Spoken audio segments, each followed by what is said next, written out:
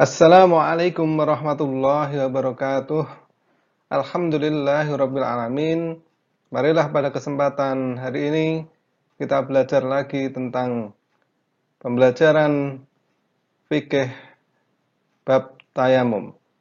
Karena pada kesempatan sebelumnya sudah dijelaskan bagaimana tentang tata cara wudhu. Mari simak pelajaran pada hari ini tentang pembahasan tayamum. Pada pembahasan hari ini adalah bagaimana pengertian tayamum.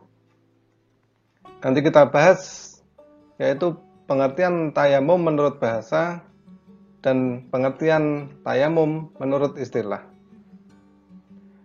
Yang pertama dulu adalah pengertian tayamum menurut bahasa itu berasal dari kata al-qasdu yang berarti menyengaja.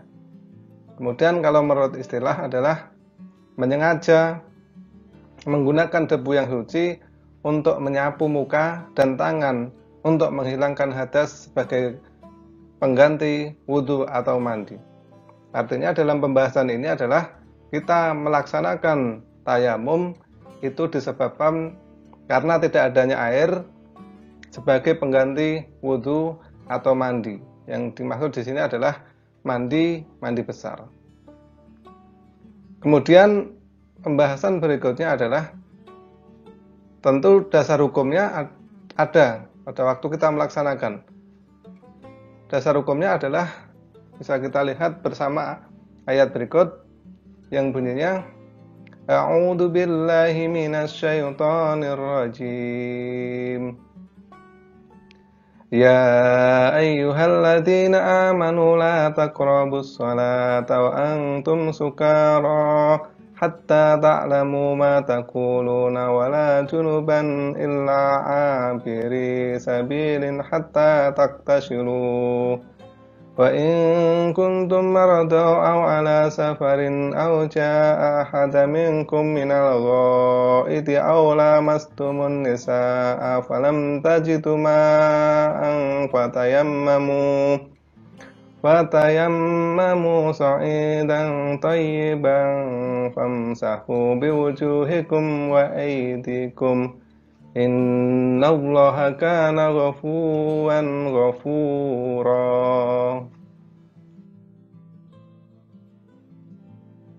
Artinya, hai orang-orang yang beriman, janganlah kamu sholat sedang kamu dalam keadaan mabuk, sehingga kamu mengerti apa yang kamu ucapkan. Jangan pula hampiri masjid sedang kamu dalam keadaan junub, terkecuali sekedar berlalu saja, hingga kamu mandi.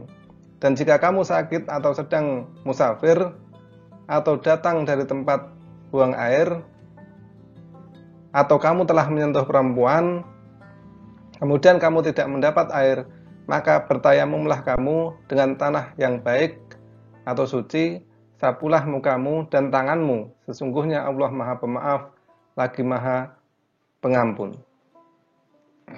Itu tadi dasar hukum kita melaksanakan tayamum. Kemudian apa yang menjadi sebab kita diperbolehkan tayamum? Yang pertama adalah tidak mendapatkan air. Seperti dalam ayat di atas, apabila kita mau melaksanakan sholat tetapi tidak mendapatkan air, maka diperbolehkan untuk tayamum. Kemudian yang berikutnya yaitu orang sakit.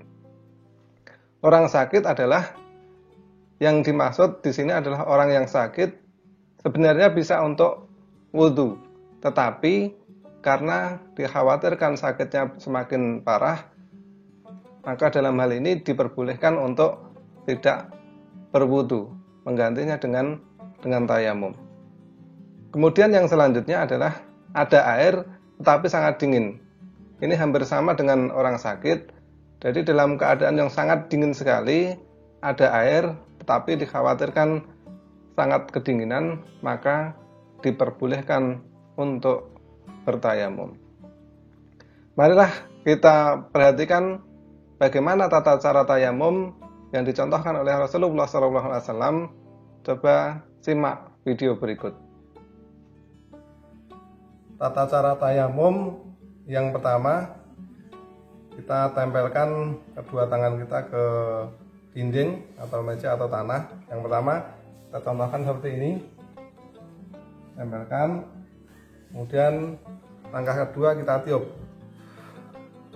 Langkah ketiga atau langkah selanjutnya adalah kita usapkan ke muka. Kemudian langkah yang terakhir adalah mengusap punggung tangan kanan dengan tangan kiri, dan yang selanjutnya terakhir adalah mengusap punggung tangan kiri dengan tangan kanan. Demikian, terima kasih. Setelah menyimak video yang sudah dilihat tadi, maka dapat disimpulkan sebenarnya sudah sangat jelas bagaimana tata cara tayamum, yaitu niat yang ikhlas karena Allah dengan membaca Bismillahirrahmanirrahim. Kemudian yang selanjutnya adalah menepukkan kedua telapak tangan pada tempat yang berdebu. Kalau tadi dicontohkan pada dinding karena tidak dipraktekkan di tanah, maka yang langkah pertama adalah menempelkan di tempat yang berdebu. Kemudian yang berikutnya adalah kemudian kedua telapak tangan ditiup agar debu yang kasar hilang. Jadi maksud ditiup adalah supaya debu-debu yang kasar yang menempel pada telapak tangan itu hilang. Kemudian berikutnya adalah mengusap kedua telapak tangan pada wajah sampai merata. Seperti pada penjelasan video tadi, yaitu mengusap cukup 1 kali sampai merata. Kemudian yang terakhir adalah diteruskan mengusap punggung telapak tangan kanan dengan tangan kiri dan sebaliknya, yaitu tangan kiri dengan tangan kanan. Semuanya cukup 1 kali saja. Kemudian mari kita lanjutkan pembahasan berikut.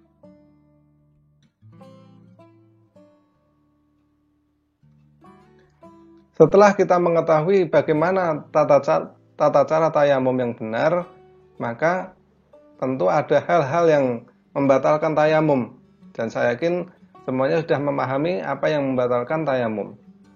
Yang pertama adalah semua yang membatalkan wudhu juga membatalkan tayamum. Seperti apa yang membatalkan wudhu? Saya yakin sudah paham semuanya, yaitu buang air kecil, buang air besar, kemudian buang angin, dan lain sebagainya, yang itu sudah dipahami oleh seluruh siswa. Kemudian berikutnya adalah telah mendapatkan air. Jelas apabila kita sudah tayamum, kemudian kita berjalan dan mendapatkan air, umpama dalam hal ini perjalanan ke masjid mendapatkan air, maka tayamum tadi batal menjadi harus wudhu lagi. Penggantinya harus melaksanakan wudhu.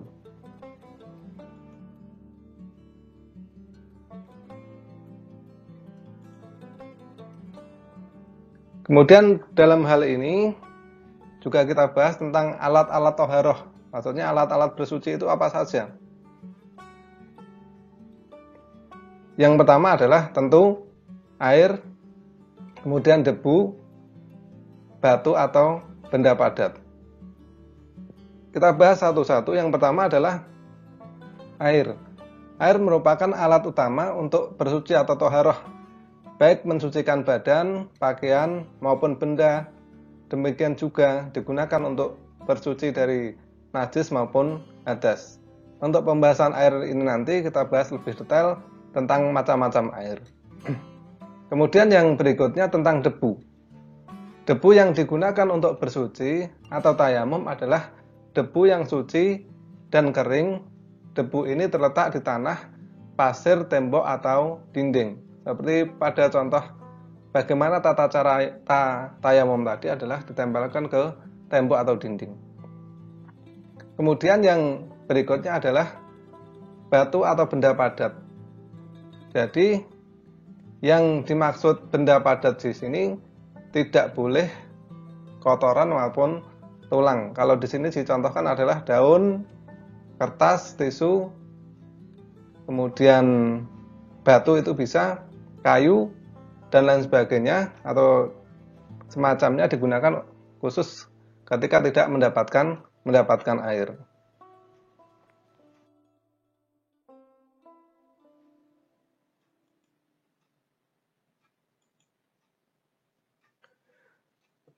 Kemudian pembahasan berikutnya adalah tentang macam-macam air. Yang pertama adalah air suci lagi mensucikan atau disebut air mutlak. Kemudian yang kedua air suci tetapi tidak mensucikan. Kemudian air mustakmal. Kemudian air yang tersentuh benda najis. Keempat hal ini mari kita bahas bersama-sama. Seperti pada gambar di samping adalah ini ada nomor satu ada air, kemudian nomor 2 itu ada air teh, kemudian ini ada air yang mengair, dan ini juga ada air tapi untuk mainan anak-anak. Kita bahas yang pertama tentang air. Yang pertama adalah air suci lagi mensucikan, atau yang pertama tadi disebut air mutlak, yaitu air yang masih asli, belum berubah warna, bau dan rasanya, sehingga air ini bersifat bersih dan membersihkan. Contoh air hujan, air laut, air sumur, air danau, dan air embun. Ini sudah sangat jelas.